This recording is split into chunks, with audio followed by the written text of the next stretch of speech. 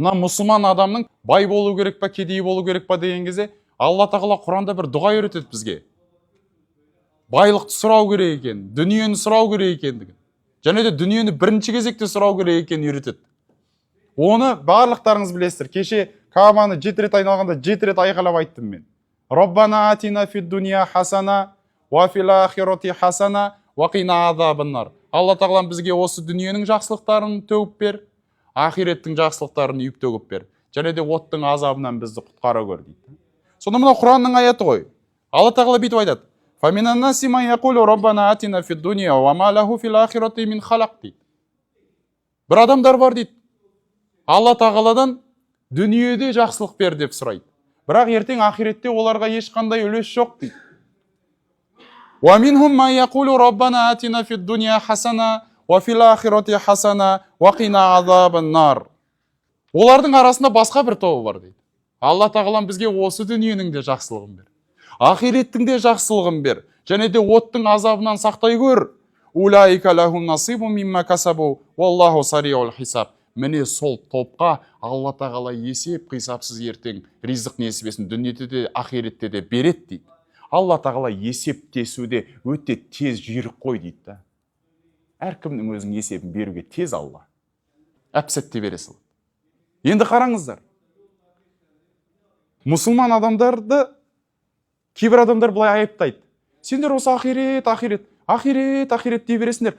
Адам деген, мұсылман адам деген екі дүниесін бірдей алып жүру керек емес па деп қояды. Бірақ өзі ахиретті алып жүрмейді, өзі дүниені ғана алып жүреді. Әділдік па? Әділдік емес. Сынап тұр бірақ дұрыс емес сынап тұр. Вот мұсылман адам екі дүниесін бірге алып жүр. Сен бір дүниеңді ғана алып жүрсің, бірақ мұсылманды сынап атсың. Қалай? Міне киініп жатырмыз. Сол дінге сенбейтін адамдарды киіп атқан киімді де біз киіп атырмыз. Сол дінге сенбейтін адамдардың ішіп жатқан тамағында біз ішіп жатырмыз.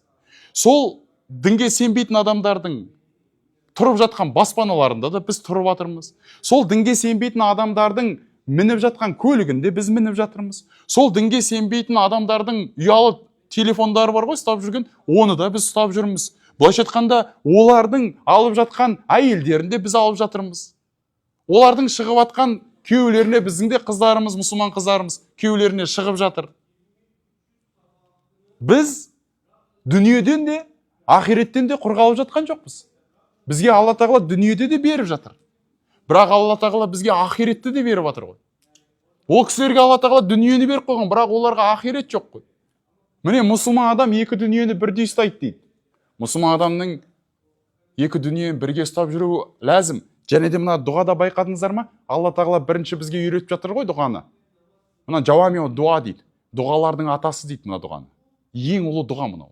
Роббана атина фид дуния хасана ва фил ахирати хасана. Мұсылман адам екі дүниені бірдей сұрайды.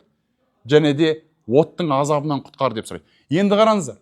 Осы жерде Алла тағала Роббана атина фид дуния хасана деп үйретіп жатыр. Ең бірінші дүниені сұрап жатыр.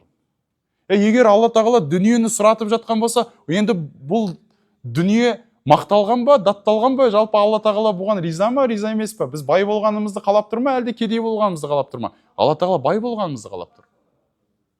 Роббана атина фид дуния хасана.